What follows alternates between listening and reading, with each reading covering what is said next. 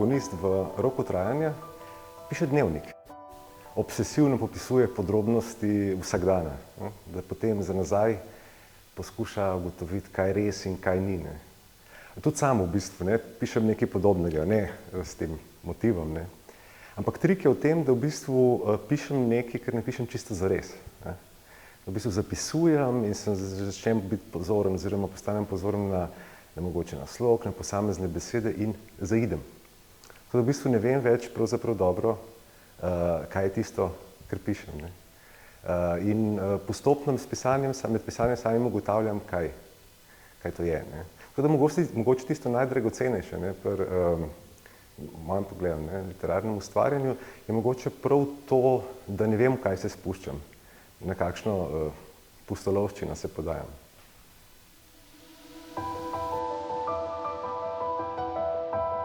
Ja, pripovedovalec, protagonist v Roku trajanja bere osmrtnice, bere črno kroniko in tako ugotavlja, da posel, s katerim se ukvarja, nega umirajočih, cveti. Sam seveda berem romane, ampak vzori ali pa navdihi so tudi iz drugih področij ali pa pol umetnosti, filma, recimo, gledališča in tako naprej. A med pisanjem samim pa berem manj romanov. Berem predvsem tista besedila, ki so povezana s temami, s katerimi se ukvarjam. Tako da sem se tudi pri pisanju Roka trajanja seveda srečal z branjem osmrtnic in črne kronike, priročnikov za samopomoč. Pri pisanju romana Roka trajanja sem si postavil neko mejo. Rekel sem si približno nekako tako, da če do 40. leta ne napišem tega, se bom potem ukvarjal s čim drugim. No, roman je izšel, pa še kar nekaj zapisujem, nekaj pišem. Tako da mogoče največji literarni dosežek ta, da sem preživel 40. rojstni dan.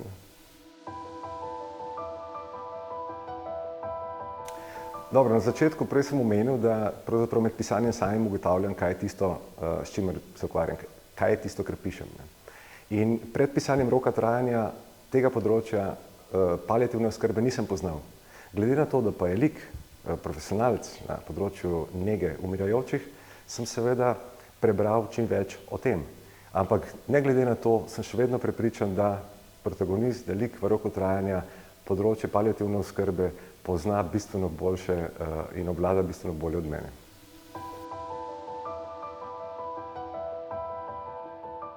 Prebral bom en odlomek iz delovnika tega mojstra za umiranje.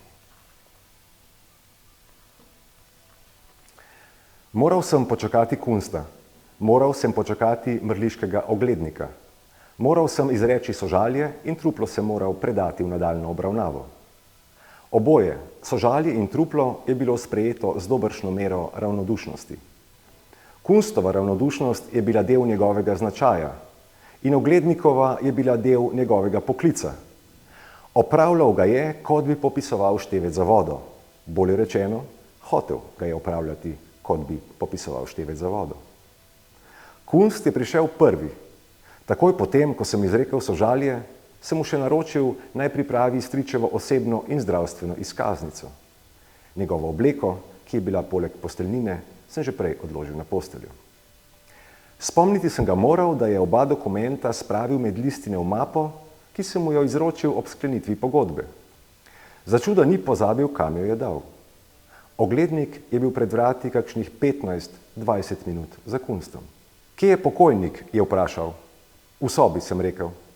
Imate pripravljene dokumente? Bili so na mizi. Zadovoljen sem opazoval, kako je bil okrogel možic z okroglimi očalci v sivi obleki in s poštarskim vonjem, prikrajšan za svoj profesionalni užitek v teženju žalujočim. Oglednik je mrmral nekaj, kar je bilo slišati skoraj kot himna ali vsaj žalna koračnica. Medtem je stopical okoli postelje, na kateri je bilo starčevo truplo. Kdaj je umrl? Pred 2 dnevoma, sem rekel kar tako. Kako? Kaj ne veste, se je razburil oglednik. Česa ne vem? Da je za to zagrožena kazen. Kazen? Kazen v višini 83,46 evra. Kako? Kakšno zvezo ima to z mano? Ne, za vas je 835,59 evra. Stvar mi je šla iz rok. Nisem več sledil možičku.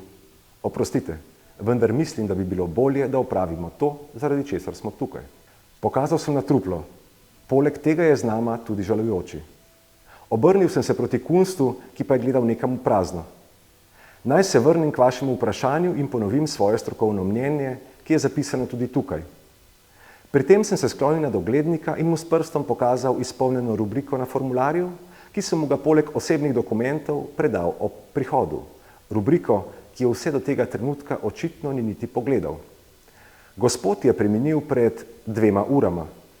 Oglednik ni bil zadovoljen z izidom. Mrmral je in še kar naprej stopicljal okoli postelje.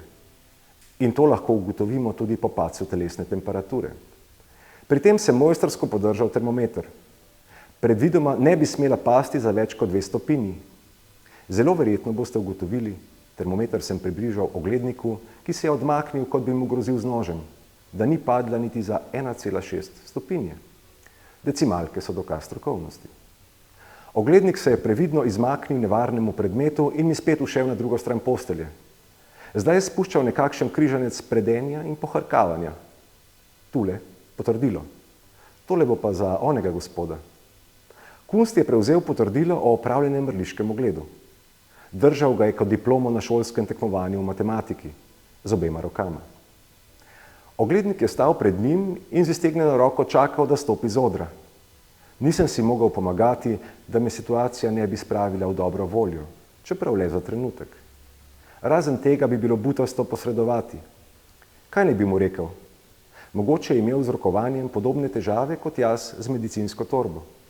Mogoče je imel redko kožno bolezen, travmo iz otroštva, ko mu je oče z jeklenim stiskom roke izkazoval svojo moškost in premoč. Oglednik je odnehal ravno takrat, ko se je Kunst zbudil in mu pomolil roko. Bil sem priča enemu redkih trenutkov, ki dokazujejo, da se nekatera bitja, ne glede na to, da so si podobna in celo spadajo k isti vrsti, ne skladajo. Neskladnost med njimi pa je tako izrazita, da se drug drugega ne dotaknejo, čeprav so v neposredni bližini in je stik neizbežen. Po nekem biologom neznanem zakonu spolzijo drugo mimo drugega. Oglednik je le ujel Kunstovo roko in mu izrekel sožalje, kar je bil pravzaprav le uvod v predajo vizitke in napodilo na pogrebno podjetje, ki je zelo verjetno last njegovega znanca, sorodnika, morda celo brata. Ogledniki in pogrebniki so iz iste družine. Stopnico nad Ječari in Rablji. Njihovo priljubljeno geslo je: nekdo mora opraviti tudi to delo.